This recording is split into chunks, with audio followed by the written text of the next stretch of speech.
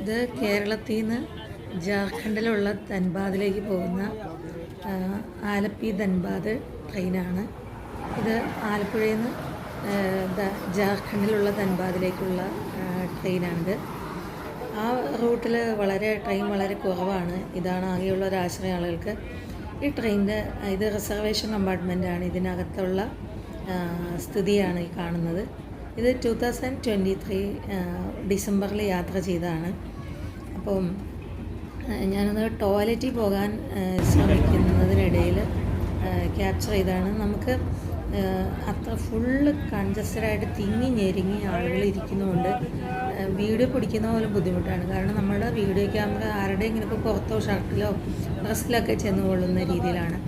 എൻ്റെ മുന്നിൽ ഈ അമ്മയും കുഞ്ഞും ഈ ചുമന്ന ഡ്രസ്സിട്ട ചേച്ചിയും അവരുടെ കുട്ടിയും കൂടെ ടോയ്ലറ്റിലേക്ക് പോകുന്നതാണ്. അപ്പോൾ ഈ വീഡിയോ ലെങ്ത് അങ്ങ് അറ്റം വരെ കാണുമ്പോൾ നമുക്ക് കാണാൻ പറ്റും എത്ര സമയം എടുത്താണ് ടോയ്ലറ്റിൽ പോകുന്നത്. ആളുകളുടെ പ്രാഥമിക ആവശ്യങ്ങൾ പോലും തടഞ്ഞു വെച്ചിട്ട് അല്ലെങ്കിൽ അതിന് പോലും സാധിക്കാത്ത രീതിയിൽ ഈ റിസർവേഷൻ കമ്പാർട്ട്മെൻറ്റിൽ ആർക്ക് വേണമെങ്കിലും കയറാൻ പറ്റും എന്നുള്ളൊരു സ്ഥിതി ഈ ട്രെയിനിലുണ്ട്. അത് എന്തുകൊണ്ടാണെന്ന് എനിക്കറിയില്ല. സൈഡ് സീറ്റ് ഉൾപ്പെടെ 8 പേർക്ക് ഇരിക്കാൻ പറ്റുന്നിടത്ത് 22 പേര് ഈ സീറ്റിലിരിക്കുകയും നിലത്ത് 4, 5, 6 പേര് കിടക്കുകയും ഇരിക്കുകയും ഒക്കെ ചെയ്യുന്ന കാഴ്ച ഇതെങ്ങനെ സാധിക്കുന്നു? ഒരു ടിമാർ പോലും ഇത് ചെക്ക് ചെയ്യാൻ ആ പരിസരത്ത് പോലും കണ്ടില്ല. ഏതാനും ചിലർ വരുന്നവർ എന്തോ ഒരു കടലാസിൽ എഴുതി അവർക്ക് കൊടുക്കുന്ന കാണാം. ചിലർ പൈസ കൊടുക്കും, ചിലർ ഓൺലൈനാണെന്നൊക്കെ പറയും. അങ്ങനെ പ്രത്യേകിച്ച് ചെക്കിങ്ങോ വെരിഫിക്കേഷനോ ഒന്നുമില്ല. എന്ത് തോന്നിവാസവും നടക്കുന്ന ഒരു ട്രെയിനാണിത്.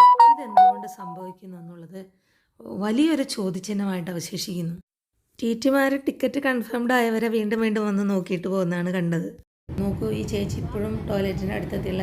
കഷ്ടപ്പെട്ടാണ് ഒരു ടോയ്ലറ്റിലേക്ക് പോകുന്നതാണ്.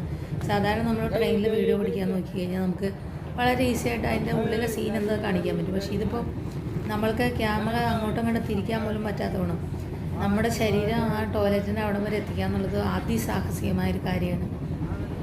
അപ്പോൾ അതിലങ്ങ് പോകുമ്പോഴുള്ള ദൃശ്യങ്ങളാണ് ഇത്.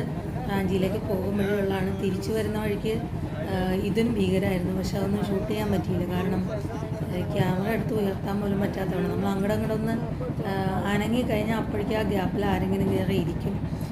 ഞാനൊക്കെ നൈറ്റിൽ കിടന്നപ്പോൾ എന്തോ ഒരു 4 ജീവികൾ വളഞ്ഞു കിടക്കുന്ന പോലെ കിടക്കുന്നുണ്ടായിരുന്നു. കാരണം നമ്മുടെ സീറ്റിൻ്റെ തുമ്പത്തൊക്കെ 2-3 ആളുകൾ പുരുഷന്മാർ ഇരിക്കുന്നുണ്ടായിരുന്നു. തറയിൽ കിടക്കുന്നുണ്ടായിരുന്നു. ഈ തറയിൽ കിടക്കുന്നവർ പോലും ഇവർ ഓൺലൈൻ ബുക്ക് ചെയ്ത് അവരുടെ ടിക്കറ്റ് കാണിച്ചു തന്നു. അപ്പോൾ മോഷണമൊക്കെ നടക്കാനും വളരെ എളുപ്പമാണ്. കാരണം നമ്മുടെ എൻ്റെ ബാഗിൽ ഫ്രൂട്ട്സ് ഇങ്ങനെ ഭക്ഷണ സാധനങ്ങൾ വെച്ചിട്ടുണ്ട്. അതിൻ്റെ മുകളിൽ ഒരു ചേച്ചി കിടന്നത് മൊത്തം ടിഫിൻ ബോക്സ് തുറന്ന് ഭക്ഷണം റൈസാണ് ഉണ്ടായത്. ആ റൈസ് കംപ്ലീറ്റ് അതിൽ തൂങ്ങി കിടക്കായിരുന്നു. അതൊന്നും ആരും ഒരു മനുഷ്യൻ എന്നൊരു ഇത് ടോയ്ലറ്റാണ് ഈ കാണുന്നത്. ടോയ്ലറ്റിൻ്റെ പരിസരത്ത് ഇതൊന്നല്ല സ്ഥിതി. ഇത് അപ്പം ചെന്നപ്പോൾ ആ സമയത്ത് അധികം അത്ര കണ്ട് തിരക്കില്ല. പിന്നെ ഞാൻ ഇറങ്ങാറായപ്പോഴേക്കും ഈ പരിസരത്തൊന്നും കാല് പോലും വയ്ക്കാൻ പറ്റാത്ത സ്ഥിതിയായിരുന്നു. അപ്പോൾ ഈ ടോയ്ലറ്റിൻ്റെ ഏറ്റവും അവസാന ഭാഗത്ത് ഇതിൻ്റെ ടോയ്ലറ്റാണ്. അങ്ങനെ ടോയ്ലറ്റിൻ്റെ വാതിക്കൊക്കെ ആളുകളുണ്ട്. നമുക്ക് ശരിക്കും പേടി തോന്നും. ഇവരൊക്കെ എന്തൊക്കെ ഹാൻഡ്സും ഒക്കെ ഉപയോഗിക്കുന്നവരൊക്കെയാണ്. ആ നിലത്തിരിക്കുന്നത് കാണാം. ഇതൊന്നുമല്ല, ഇതൊന്നും ഫോട്ടോയിൽ അത്രയ്ക്ക് ക്യാപ്ചർ ചെയ്യാൻ പറ്റുന്നില്ല. ടോയ്ലറ്റിൻ്റെ പരിസരത്ത് ഭയങ്കര സ്മെല്ലാണ്. അത്രയ്ക്കും മോശമായ രീതിയിലും ആളുകൾ ടോയ്ലറ്റ് ഇതാണ് ഇരിക്കുന്നുണ്ട്. അവിടെ വെള്ളമൊക്കെ ഉണ്ട്. വീഡിയോയിലേക്ക് അത്ര അവരൊക്കെ അവിടെ ഇരിക്കുന്നത് കാണാൻ പറ്റും. വൃത്തിഹീനമായിട്ട് ആ പൈപ്പ് ആ ചുമന്ന കളറിൽ കാണുന്നത് ടാപ്പാണ്. അത്രയും നിലത്തായിട്ടാണ് ടാപ്പ് വെച്ചിരിക്കുന്നത്. അതിൽ നമ്മൾ അവിടെ കപ്പോ ബക്കറ്റോ ഒന്നും ഉണ്ടാവില്ല. അവിടെയൊക്കെ ഫുള്ള് വർഷങ്ങളായിട്ട് കഴുകിയിട്ടില്ലാത്ത പോലെ അഴുക്കാണ്. അതെന്തോ ഷീറ്റ് വെച്ച് ഒട്ടിച്ചിരിക്കുന്നതാണ് തറയിൽ. ഈ ക്ലോസറ്റൊക്കെ കിടന്ന് ആടിക്കൊണ്ടിരിക്കുന്ന തരത്തിലാണ്. ഈ കുപ്പി കണ്ടില്ലേ, കുപ്പി ഇങ്ങനെ മുറിച്ച് വെച്ചിട്ടുണ്ട്. വലിയ കുപ്പി ഉണ്ടാവും. കുപ്പികൾ മുറിച്ച് യാത്രക്കാർ വെച്ചിട്ട് പോയിരിക്കുന്നതാണ്. ഇത് വെച്ചിട്ടാണ് നമ്മൾ വെള്ളം എടുക്കേണ്ടത്. ഡ്രസ്സൊക്കെ നനഞ്ഞ് ആകെ ഇതാകും. അപ്പോൾ ഇത് നോക്കുക, ആ തറയിൽ അത് എന്തൊരു ഇത് ഒട്ടിച്ച് വെച്ചിരിക്കുന്നത്, ഷീറ്റ് ഒട്ടിച്ചതെന്ന്. പിന്നെ ആ ക്ലോസറ്റ് ഇരിക്കുന്ന ഭാഗത്ത് ഒരു മനുഷ്യൻ്റെ വില ലഭിക്കാത്ത അണുക്കളുടെയും കീടങ്ങളുടെയൊക്കെ അവസ്ഥയിലാണ് ഈ ട്രെയിനിൽ യാത്ര ചെയ്യുന്നത്. അപ്പോൾ എന്നോട് പലരും പറഞ്ഞിരുന്നു ആ ട്രെയിനിൽ യാത്ര അങ്ങനെ അതിൽ AC എടുക്കുക, അല്ലെങ്കിൽ പ്ലെയിന് വന്നാൽ മതി. അതിലൊരിക്കലും യാത്ര ചെയ്യുന്ന അത്ര വലിയ ശോകമായിരിക്കില്ല. അപ്പോൾ അതെല്ലാവർക്കും അറിയാവുന്നതാണ് ആ വഴിക്ക് പോകുന്നവർക്ക്. അപ്പോൾ അത് നേരിട്ട് അനുഭവിക്കാൻ പറ്റി. ഇവിടെ ദാരിദ്ര്യം കൊണ്ടാണെന്നൊന്നും പറയാൻ പറ്റില്ല. ആളുകൾ റിസർവേഷൻ്റെ ഫുൾ പേയ്മെൻറ്റ് നടത്തിയിട്ട് ആളുകളിങ്ങനെ നിലത്ത് ഇരുത്തി ടോയ്ലറ്റിൻ്റെ മുന്നിലൊക്കെ ഇരുത്തി. പിന്നെ ഇങ്ങനെ ആകുമ്പോൾ ടിക്കറ്റ് പോലും എടുക്കാത്തവരും അവിടെ വന്നിരിക്കുന്നുണ്ട്. അതിൽ തന്നെ ഡ്രഗ്സ് ഉപയോഗിക്കുന്ന ഹാൻഡ്സ് എന്തൊക്കെയാണ്, നമുക്ക് നല്ല പേടി തോന്നി. ഈ ആളുകളുടെ മുഖഭാവവും രീതികളൊക്കെ കണ്ടാൽ തന്നെ എല്ലാവരും വായിലിട്ട് എന്തൊക്കെയോ ചവയ്ക്കുന്നതൊക്കെ കാണാം. നമ്മൾ കേരളത്തിലൊക്കെ ഒരു ചെറിയ കാര്യമുണ്ടെങ്കിൽ നമുക്ക് പെട്ടെന്ന് പ്രതികരിക്കാൻ പറ്റുന്നൊരു അന്തരീക്ഷമുണ്ട്. കാരണം എല്ലാവരും ലോ ഒബേ ചെയ്യുമ്പോൾ മാത്രമേ നമുക്ക് ഒരു ലോ ഡിസൊബീഡിയൻസിനോട് നമുക്ക് പ്രതികരിക്കാൻ പറ്റുള്ളൂ. ഇതങ്ങനെയല്ല. എല്ലാവരും അതിലെ ഉദ്യോഗസ്ഥരായാലും യാത്ര ചെയ്യുന്നവരായാലും കംപ്ലീറ്റ് ലോ ബ്രേക്ക് ചെയ്ത് തോന്നിയ പോലത്തെ ഒരു യാത്രയാണ് ഈ കാണുന്നത്. നമ്മുടെ കയ്യിലുള്ള സാധനം നമ്മൾ എത്തുന്നോടം വരെ കിട്ടിയ ഭാഗ്യം. രാത്രി നേരിട്ട് ഉറങ്ങാൻ പറ്റില്ല, കാരണം ഈ സാധനം നഷ്ടപ്പെടുമെന്നുള്ള ഭയത്തിൽ. നോക്കുക, ഈ റിസർവേഷൻ കമ്പാർട്ട്മെൻറ്റിൽ ഇത്രയ്ക്ക് തിങ്ങിയിരുന്നു. അത് ആ വഴി ഇത് ട്രെയിൻ ഉള്ളതെന്ന് പറയുന്നുണ്ട്. എന്തുകൊണ്ട് ആവശ്യത്തിന് ട്രെയിൻ അനുവദിക്കാൻ പറ്റുന്നില്ല? അല്ലെങ്കിൽ ഇയാൾ അവിടെ നിന്നിട്ട് എന്തോ കയ്യിൽ തിരുമ്മി വായിലേക്ക് ഇടുന്നതാണ്. ഞാനത് ഷൂട്ട് ചെയ്യുന്നതുകൊണ്ട് ഒരാൾ ചാടി ചെയ്ത്. ഇങ്ങനത്തെ ആളുകൾക്ക് ഒരു പ്രത്യേകത, നമ്മൾ ക്യാമറ ഓൺ ആക്കുമ്പോഴേക്കും അവർ പെട്ടെന്ന് അവിടുന്ന് ഇതിനൊക്കെ മാറുകയൊക്കെ ചെയ്യുന്നുണ്ട്. മുഖമൊക്കെ മൂടി പേടിപ്പെടുത്തുന്ന ചില ആളുകളെ തിരിച്ച് ടോയ്ലറ്റിലേക്ക് പോകുന്നതാണ്. അതിസാഹസികമാണ്. എന്തുകൊണ്ട് ആവശ്യത്തിന് ട്രെയിൻ അനുവദിക്കുന്നില്ല? അല്ലെങ്കിൽ അവിടെ എന്തുകൊണ്ട് അത് നിയമപരമായിട്ട് ആളുകളെ കൊണ്ട് യാത്ര ചെയ്യിപ്പിക്കാൻ അനുവദിക്കുന്നില്ല?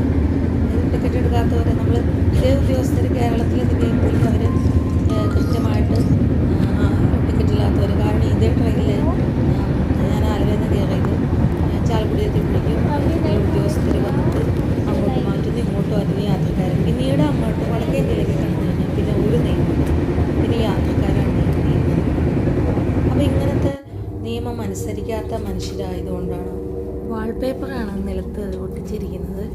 അത് കഴുകിയാലും വൃത്തിയാകാത്തതാണോ അതോ അതങ്ങനെ തന്നെ ആണോ എന്തോ. നിറയെ അഴുക്ക് പിടിച്ച്, അതുപോലെ ബീഡി കുറ്റി, സിഗരറ്റ് കുറ്റി, ഫ്ലഷ് ചെയ്യാത്ത ടോയ്ലറ്റ്, ഇതെല്ലാം ചേർന്ന് ഇതെങ്ങനെ മനുഷ്യന് ഇങ്ങനെ ആകാൻ പറ്റുന്നു? ഇനി ഉപയോഗിക്കുന്ന മനുഷ്യരെങ്ങനെ ആക്കുന്നതാണോ അതോ ഇത് ഒരിക്കലും ക്ലീൻ ചെയ്യാത്തതാണോ? ഈ അഴുക്ക് കണ്ടിട്ട് ഇത് ഒരു മാസങ്ങളായിട്ട് ക്ലീൻ ചെയ്യാത്ത പോലെയാണ് തോന്നുള്ളൂ. അത്രമാത്രം അഴുക്കുണ്ട് ഇതിനകത്ത്. പ്രാഥമിക ആവശ്യങ്ങൾ ഒരു തരത്തിലും നിർവഹിക്കാനാകാത്ത രീതിയിലാണ് ഇതിൻ്റെ സെറ്റിങ്സ്. ഈ ക്ലോസറ്റ് ഇളകിയാണ് നമുക്കതിലിരിക്കുമ്പോൾ താഴേക്ക് വീഴുമെന്ന് പേടിപ്പെടുത്തുന്ന തരത്തിലുള്ള ഒരു സംവിധാനമായിരുന്നു അത്. നടുവേദനയൊക്കെ മാറാനായിട്ട്. കാരണം നമ്മൾ കിടക്കുന്ന നമ്മുടെ സീറ്റിൽ രാത്രി കിടക്കുമ്പോൾ 3-4 പേര് പകുതി സീറ്റിലിരിക്കും. ബാക്കിയുള്ള സ്ഥലത്ത് നമ്മളൊരു പോലെ വളഞ്ഞ് ഇരിക്കേണ്ടതായിട്ട് വരും. നമ്മൾക്ക് കാലെടുത്ത് താഴേക്ക് വെച്ച് അവിടെ ആൾക്കാർ. അതുപോലെ തന്നെ ഇതിനകത്ത് കാണാം ട്രാൻസ്ജെൻഡറും അല്ലാത്തവരൊക്കെ ആയിട്ടുള്ളവരുണ്ട്. അവർ വന്ന് അടിക്കുകയാണ് ചെയ്യുന്ന ആളുകളെ. അടിച്ചിട്ട് പൈസ കൊടുത്ത് പുരുഷന്മാരെ മാത്രമാണ് ഇതാക്കുന്നുള്ളൂ. ഇപ്പോൾ ഇത് അല്ലാതെ തന്നെയുള്ള സ്ത്രീകളാണ്. അവരിങ്ങനെ പൈസ വാങ്ങാൻ വരുന്നതാണ്.